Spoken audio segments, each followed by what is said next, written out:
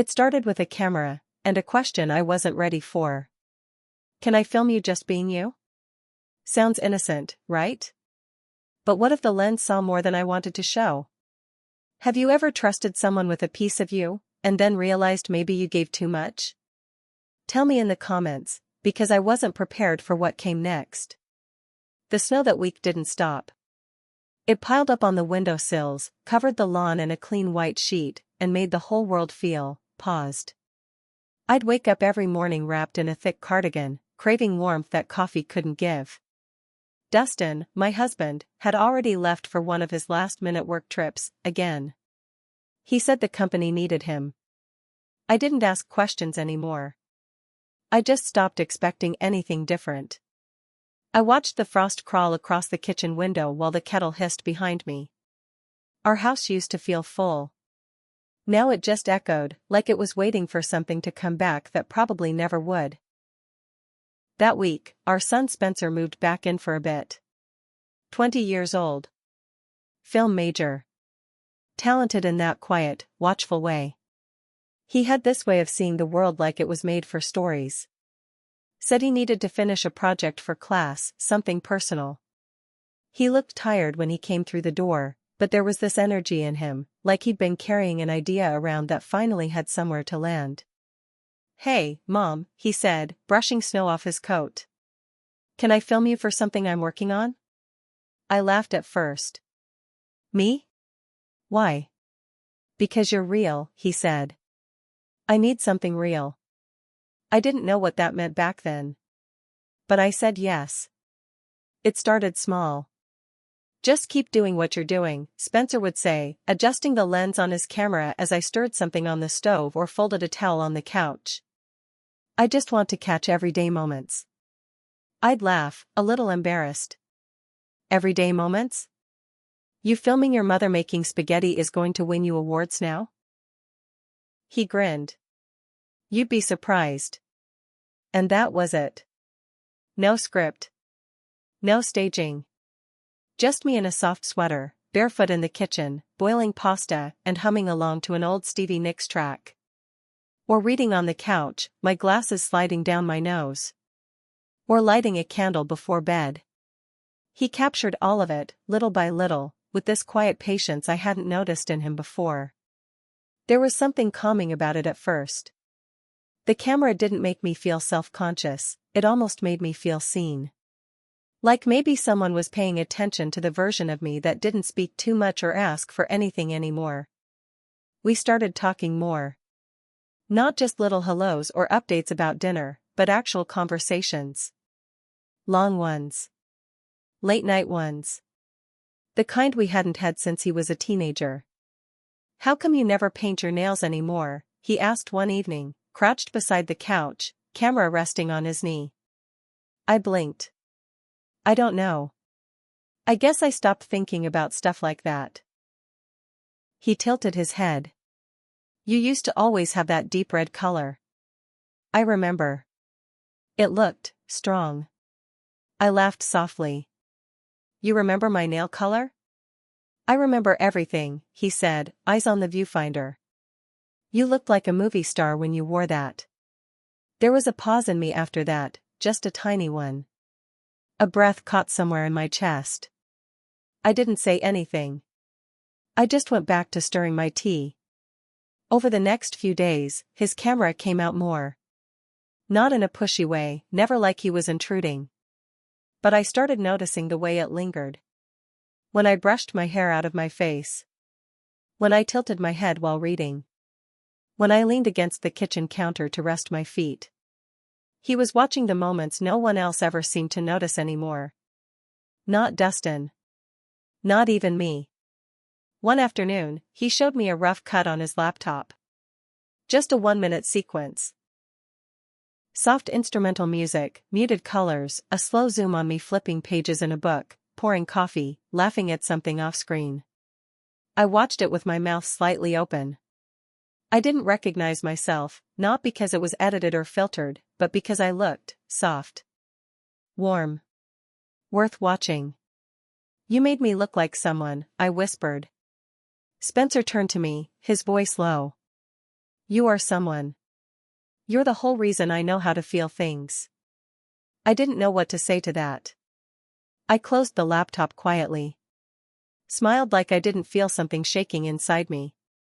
That night, when I passed the hallway mirror, I caught myself standing taller. Not much. Just enough to notice. There's something strange about seeing yourself through someone else's eyes, especially when they see you more clearly than you ever have. One afternoon, Spencer left his hard drive open on the kitchen table while he went to take a call. I shouldn't have snooped, but curiosity got the better of me. I clicked a folder labeled Drafts. Inside were clips I hadn't seen before. Not the usual stuff. These were slower. More deliberate. The first video opened with me standing by the window, the early morning light catching the silver in my hair. I wasn't doing anything special, just holding my mug, lost in thought. But the way he filmed it, it didn't feel like background footage. It felt like a love letter. Another clip showed me reading on the couch, legs tucked under me, smiling quietly at something I'd underlined. Then one of me reached up to hang laundry, soft focus on the curve of my arm, the sway of the fabric. No filters. No edits. Just me. Honest. Bare.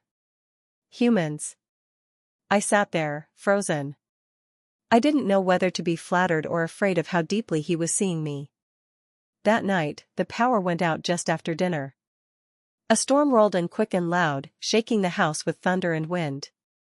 Spencer lit candles and brought them into the living room. Kind of cozy, right? He said, placing one beside the old record player. I was still holding on to the feeling from earlier, but I nodded. Sure. Like camping, but warmer. He chuckled and pulled out his handheld camera again. This might be the perfect light. Mind if I grab a little more? I hesitated. My hair was a mess. I had no makeup on. But I shrugged. Go ahead. Just don't make me look like a ghost. The candlelight flickered over the walls, golden and soft. I sank into the couch, curled up with a blanket. Spencer knelt on the floor across from me, camera in hand, eyes gentle. He didn't speak much. Just watched. I made a joke about the storm, something about the house creaking like it was haunted, and he laughed. I laughed too hard, honestly. I couldn't stop. The kind of laugh that makes you feel young again, like you forgot for a second how heavy things had gotten. Then I saw it, his face behind the lens. Not just watching, absorbing. His mouth was curled in a half-smile, but his eyes were full. Not of lust. Of care. Like the way you look at someone you know will slip through your fingers if you blink too long. I stopped laughing. Just stopped. My cheeks burned as I turned away, suddenly too aware of everything, my posture, the hem of my shirt, the closeness of the quiet. Spencer put the camera down slowly. You okay? I nodded, but my voice caught in my throat. Yeah. Just weird to laugh like that. Felt good. He tilted his head. You don't laugh like that with Dad. I stared at the candle's flicker. No. I don't. When he went to bed that night, I stayed downstairs, alone in the dark with the candles burned low. My tea's gone cold. I kept thinking about that laugh, the ease of it, how it bubbled up without effort. I couldn't remember the last time Dustin had made me laugh at all.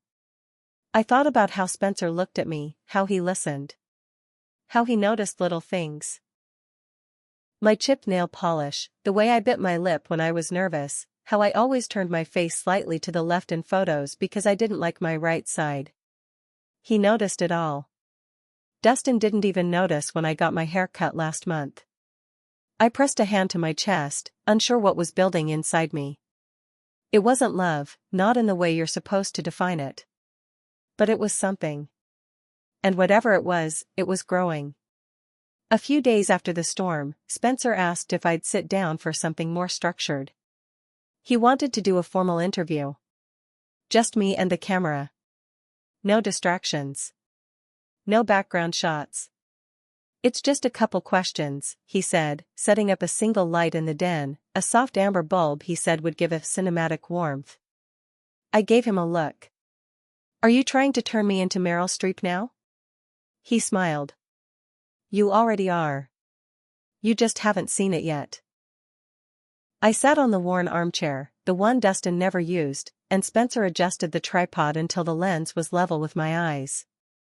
The house was quiet, no TV, no music, just the gentle whir of the heater and the faint rustle of wind against the windows. He sat just behind the camera, clipboard in hand.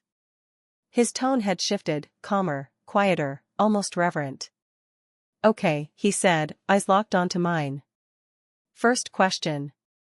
What does love feel like to you? I exhaled through my nose and gave a small laugh, more out of discomfort than humor. That's a loaded one. He said nothing. Just wait. I guess, it's supposed to feel safe. Like home. Like someone knowing how you take your coffee without asking. Or holding the door without making a show of it. The silence stretched. I blinked and looked away. But I don't really feel that anymore. My voice cracked just a little. Not enough to break the sentence, but enough to make my hands tremble in my lap. I think at some point, love starts to feel like routine. And then, routine starts to feel like invisibility. I looked at the lens, knowing Spencer was behind it but somehow forgetting, too. Your dad used to bring me flowers. He'd call me beautiful in front of other people. Now, half the time I speak, I'm not sure if he hears me at all. I don't think he means to shut me out. I think he just forgot how to look at me. A pause hung heavy in the room. I wiped under my eye, annoyed that I even let one tear fall. I don't want grand gestures, I whispered. I just want to feel like someone still sees me. Like I still matter. The silence that followed was thick. I glanced back at the camera and gave a tiny smile. That's probably too much, huh? Spencer slowly reached forward and turned off the camera. The click echoed louder than it should have. Then, without saying a word, he got up and walked over.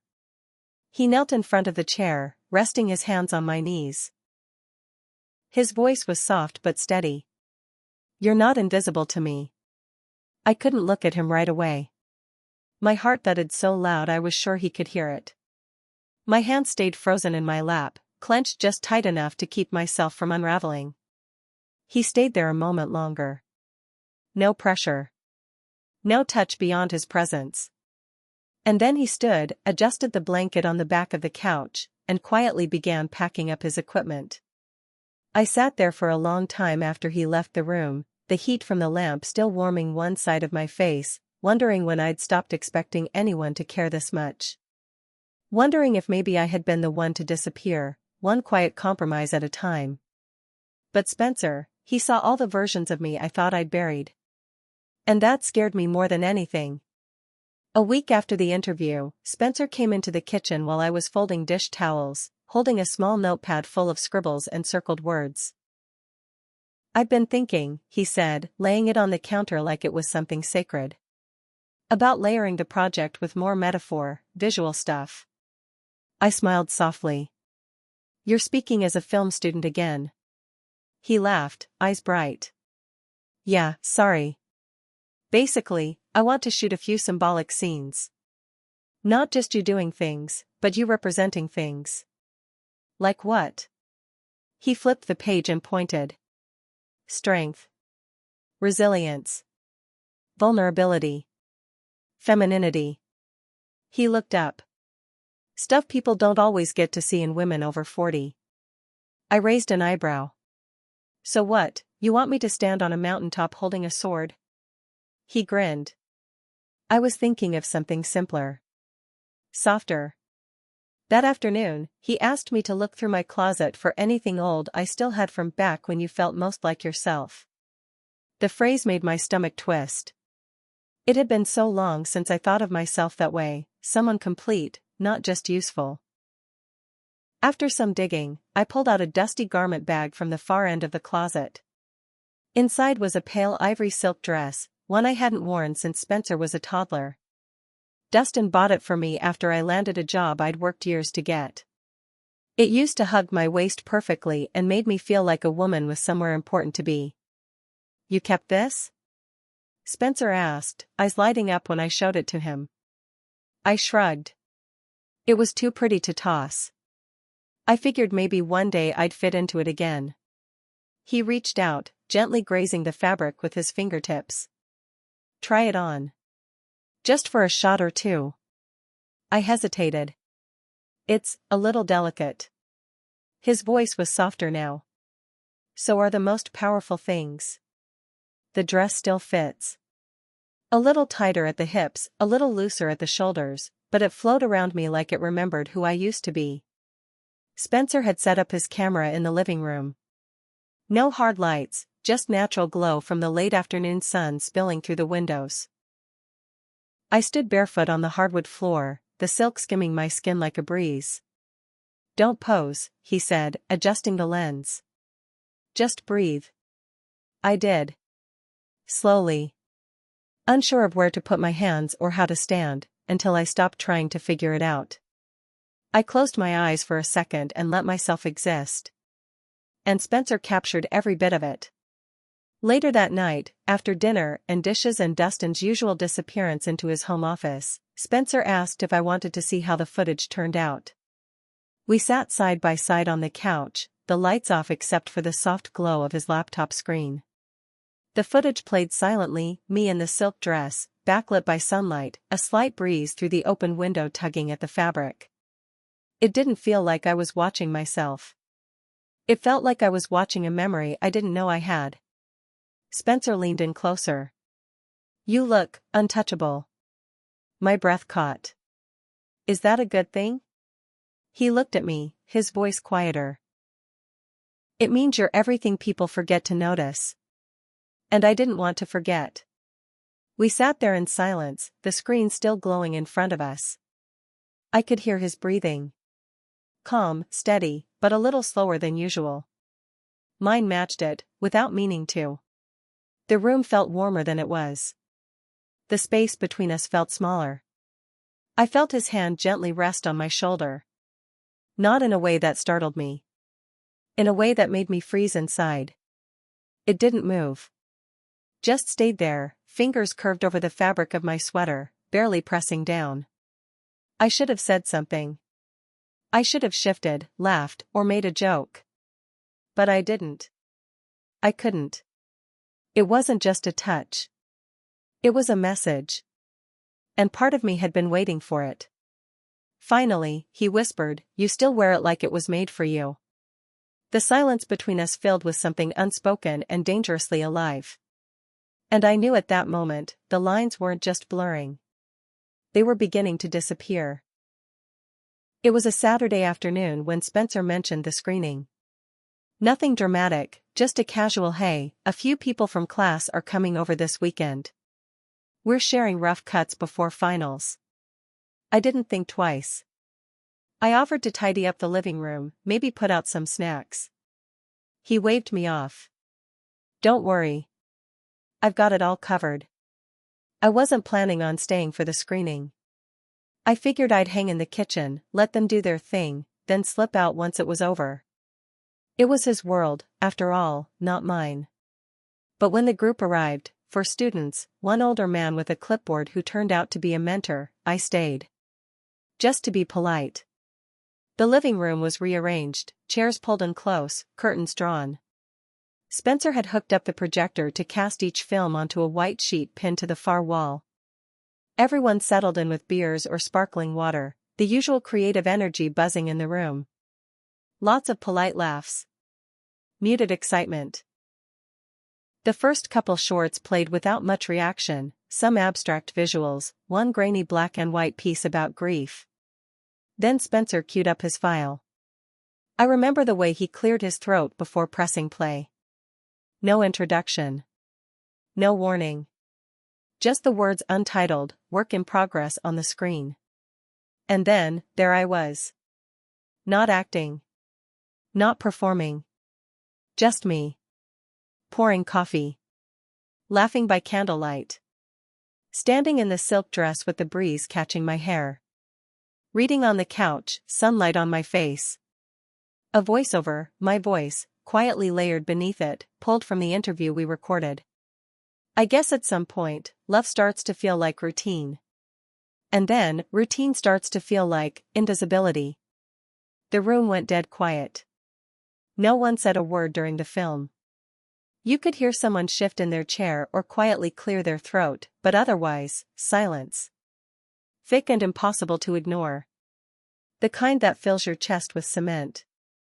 The footage was tasteful. Nothing scandalous. No exposed skin or heavy glances.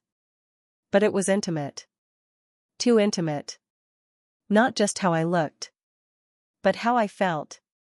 And somehow, he'd captured all of it. When it ended, the lights came back on and the group clapped, politely, unsure, some giving Spencer side eyes like they wanted to ask something but didn't dare. One girl leaned over to whisper something to the guy next to her. The mentor nodded slowly, scratching something into his notepad.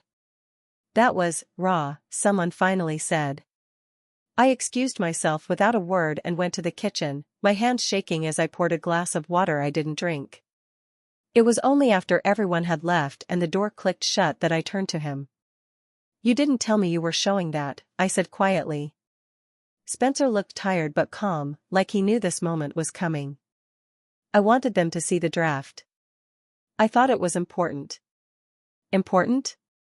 My voice cracked. You used me, Spencer. You didn't ask.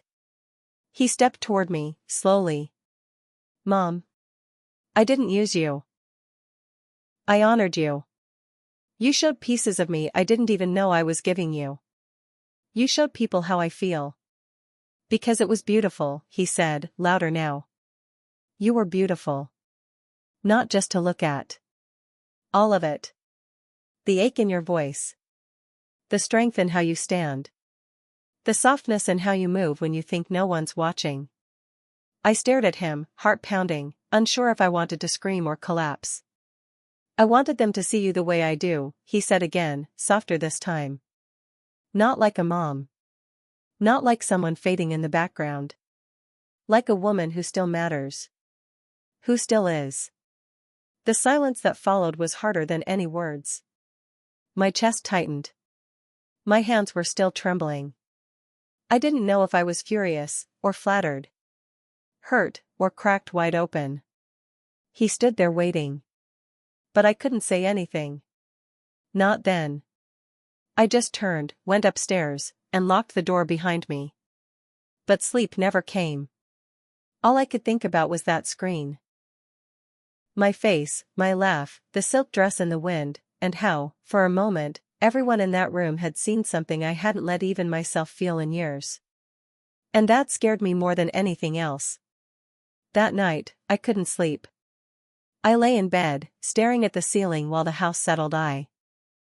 But my mind wasn't on Dustin. It was on the way Spencer had looked at me when I confronted him. The way his voice cracked just a little when he said I was beautiful. The way the silence in the room didn't feel like guilt or shame, but reverence. I kept replaying the film.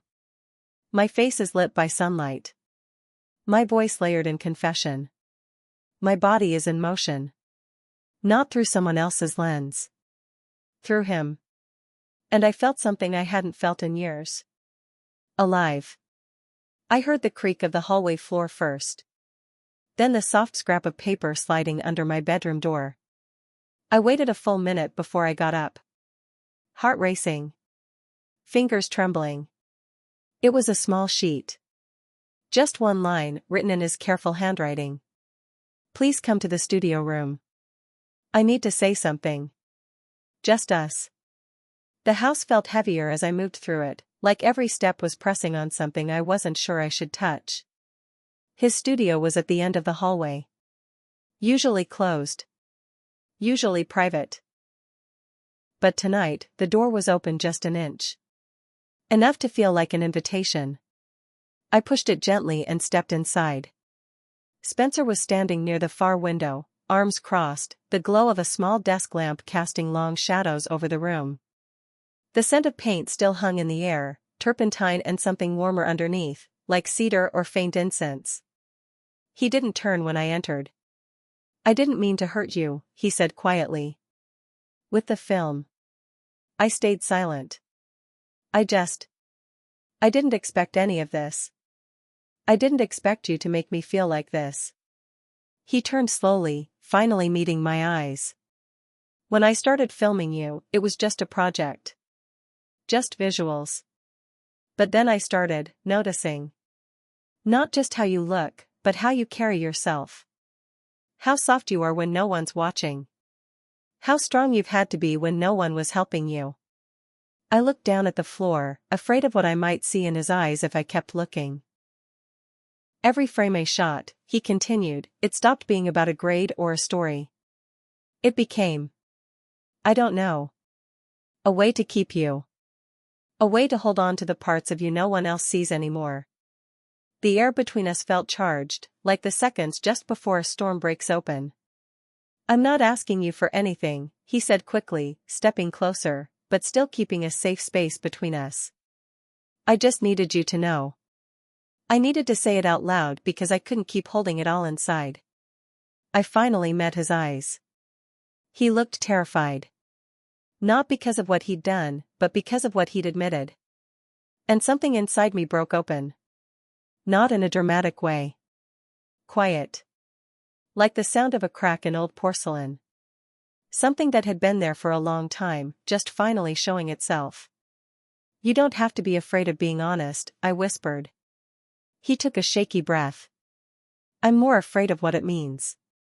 What it's turning into." There was a long pause. The only sound was the faint hum of the space heater in the corner. "We can't go backward," he said. "You know that, right?" I nodded slowly. "I know." He took one more step forward, his voice barely more than a whisper now. "But we haven't done anything."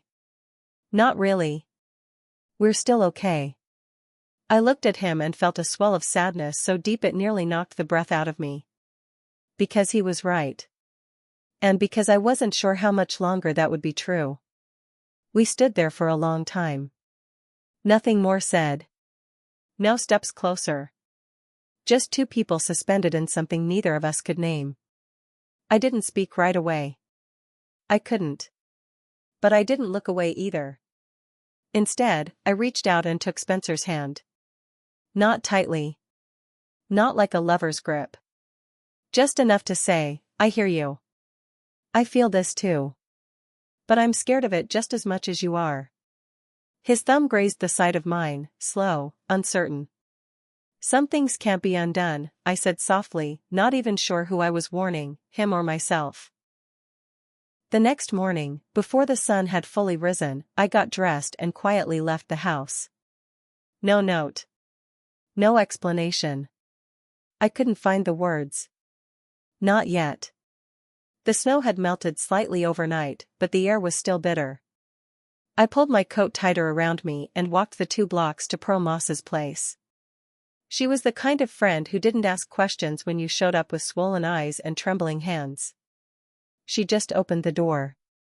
We sat on her couch, wrapped in silence and old knitted blankets.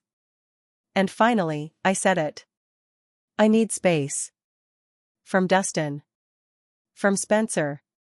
From whatever it is I've let myself drift into." Pearl nodded, saying nothing. Just reached over and held my hand, the way I'd held his. If I could go back to the beginning, I don't know what I would have changed. Maybe I never should have let the camera roll. Maybe I shouldn't have worn the dress. Maybe I should have stopped him the first time I felt his gaze linger too long. But maybe, just maybe, I needed to be seen, even if it broke something open in the process. Because there's a difference between being seen and being consumed. And for a moment, I forgot how dangerous that difference can be.